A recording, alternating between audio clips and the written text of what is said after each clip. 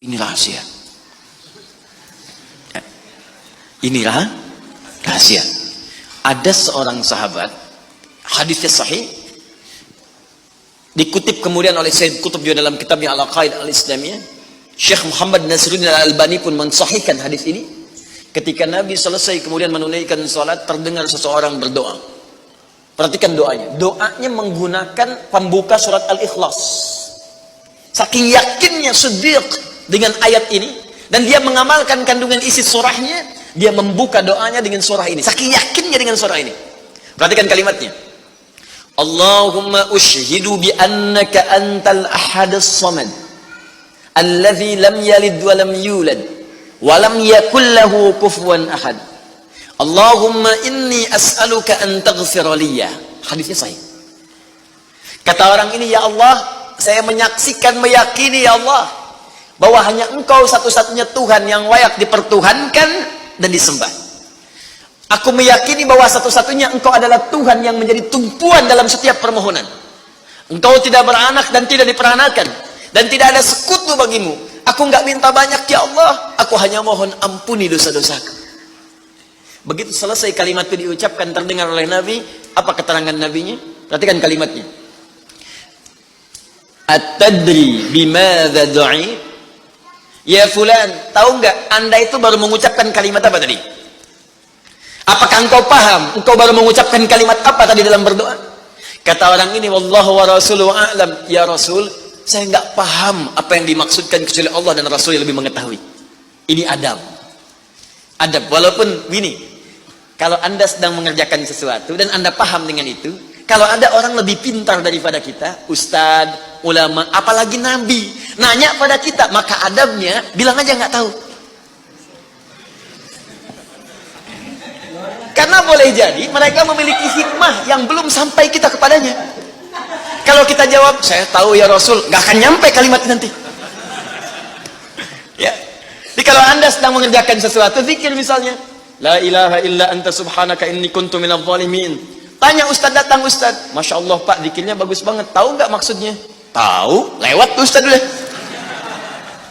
Bilang aja, belum ustaz, Allah Rasulullah alam. Oh begitu, kalau belum kenapa dibaca? Ya, saya pernah dengar saja, maka diterangkan. Begini maksudnya pak, begini, Anda dapat ilmu baru. Makanya sahabat seringkali kalau ditanya Rasulullah, bilangnya Allah Rasulullah alam, Allah Rasulullah alam, supaya dapat ilmu baru. Itu diantara rumus di ilmu hadis. Jadi kadang-kadang orang kita sekarang sahabat bukan, tabiin bukan, tanya tahu semua. Bahkan saat ditanya buka Google dulu. Ya udah, ngapain ada ustaz? Allah wa Rasulullah alam.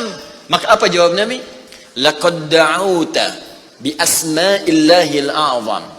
Diriwayat lain bismillahil a'zam. Idza du'iya biha ajab wa idza su'ila biha a'ta. Tahukah Anda? Kata Nabi, Anda baru saja berdoa dengan menyebutkan dengan yakin semua sifat-sifat Allah yang maha tinggi. Nama-nama Allah yang tertinggi. Nama Allah yang tertinggi, nama tauhidnya, Al-Ahad, nama tertinggi.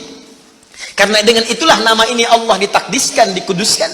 Dengan nama ini Allah disembah, dan dengan nama ini Allah dipertuhankan. Kata Nabi, Anda baru berdoa dengan menyebutkan nama Allah yang paling tinggi. Yang kalau disebutkan nama itu di awal doa, maka semua doa yang disampaikan akan dikabulkan, semua permintaan akan dijawab.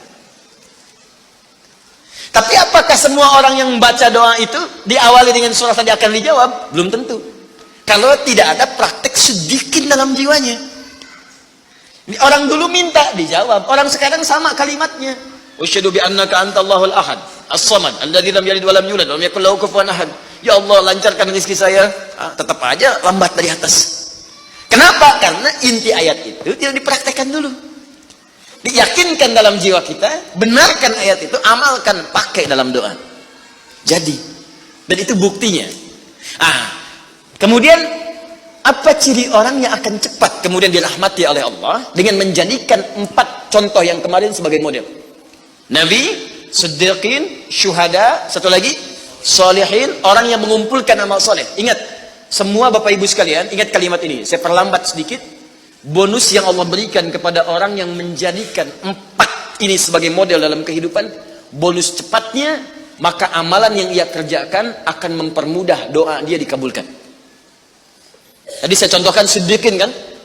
Syuhada nggak usah ditanya. Orang-orang para syuhada itu bahkan sebelum wafatnya diberikan jalan-jalan kemudahan oleh Allah. Bahkan sebelum wafat kalau benar syahidnya, itu banyak doanya yang dikabulkan. Bukankah para ulama bagian dari mujahid fisabilillah? Berapa banyak para ulama yang mengangkat tangannya dikabulkan? Imam Ahmad bin Hanbal pernah lewat, kemudian ada seorang mengatakan, "Syekh, anak saya sakit, tolong doa kepada Allah." Kata Imam Ahmad, "Kamu ini doa-doa sendiri," katanya. Imam Ahmad ingin mengajarkan, kamu kan masih punya lisan. Kamu masih punya kemudian kekuatan, minta dulu sama Allah supaya ada ikhtiar. Orang itu tiba-tiba pulang, ya dengan perasaan dia agak kecewa karena Imam Ahmad tidak mendoakannya. Ternyata ketika dia pulang, Imam Ahmad berdoa kepada Allah. Ya Allah, sembuhkan anak si fulan itu. Pulang, anaknya sembuh. Allahu Akbar. Ini doa ulama itu kalau benar kealimannya, kalau benar ilmunya dan khasyahnya kepada Allah, itu hujah di lisannya. Bahkan firasatnya nyata. Kadang dikasih dalam mimpi, kadang kemudian bermohon kepada Allah tanpa diketahui. Ada. Solihin juga demikian. Bahkan turun Quran surah ke-5 ayat 35. Ya. Paling kanan sebelah bawah, ya ayyuhalladzina amanu taqullaha wabtaghu ilaihil wasilah. Hai orang-orang beriman, tingkatkan terus takwamu kepada Allah dan jadikan takwa itu sebagai wasilah untuk meminta kepada Allah dari apa yang engkau inginkan. Dan kalau Anda cari takwa di Quran, bentuknya amal soleh. Tidak pernah kalimat takwa disebutkan dalam Al-Quran kecuali pada umumnya akan menyebut amal soleh. Contoh, kalimat takwa pertama langsung disebutkan orangnya di Al-Baqarah ayat 2. Dzalikal kitabu la hudal lil. Siapa muttaqin orang takwa di sini? Sebutkan ayat 3 dan 4-nya. Alladzina yu'minuna bil ghaib wa yuqimunas. Lihat sini. Iman dulu. Iman baru kemudian salat. Masih ingat di pertemuan lalu, sebuah amal menjadi soleh kalau didahului oleh apa? Iman. Di iman itu nggak akan dipisahkan dengan amal soleh. Ada iman, maka amal berubah jadi soleh. Dalilnya Quran surah ke-103. Wal innal insana lafi illa alladzina amanu iman wa amal soleh. Apa wujudnya amal soleh itu? Jadi rumus cepatnya begini. Iman akan melahirkan sebuah amal yang dengan sifat iman ini menjadi soleh. Kalau iman dipadukan dengan amal soleh, maka akan berubah menjadi takwa namanya. Karena itu ketika Allah menyebutkan kalimat takwa dalam Al-Quran, baik dengan kata benda, ya, noun, muttaqin, muttaqun, atau kata kerja, verb, fi'il, tattaqun, yattaqun, ittaqu, pasti setelahnya akan bertemu dengan iman dan amal soleh. Dzalikal kitabu la hudalil. Siapa muttaqin orang takwa di sini? Alladzina yu'minuna bil ghaib wa iman lis salat. Wa mimma razaqnahum infaq, dan seterusnya. Al-Baqarah 183. Ya ayyuhalladzina amanu kutiba alaikumus iman, ya ayyuhalladzina amanu kutiba alaikumus syiyam, puasa. Kama kutiba alal ladzina min la'allakum taqwa. Jelas? Maka ketika lihat rumusannya, lihat formulanya. Ini agak jarang dibahas ya. Perhatikan formulanya. Kata Allah di Quran surah ke-5 ayat ke-35. Ya ayyuhalladzina amanu. Hai orang-orang yang telah beriman. Alhamdulillah modal ini ada. Masih beriman? Alhamdulillah. Berarti modalnya sudah ada kan? Nih, yang dipanggil ini. Hai orang-orang yang telah beriman. Yang belum beriman tidak hai. Ittaqullah. Tingkatkan takwamu kepada Allah. Yang diminta ini. Perhatikan rumusnya. Hai orang-orang yang telah beriman. Tingkatkan takwamu kepada Allah. Wabtaghu ilaihil wasilah. Dan carilah dengan peningkatan takwa ini wasilah untuk mengabulkan doa-doa yang kita mohonkan.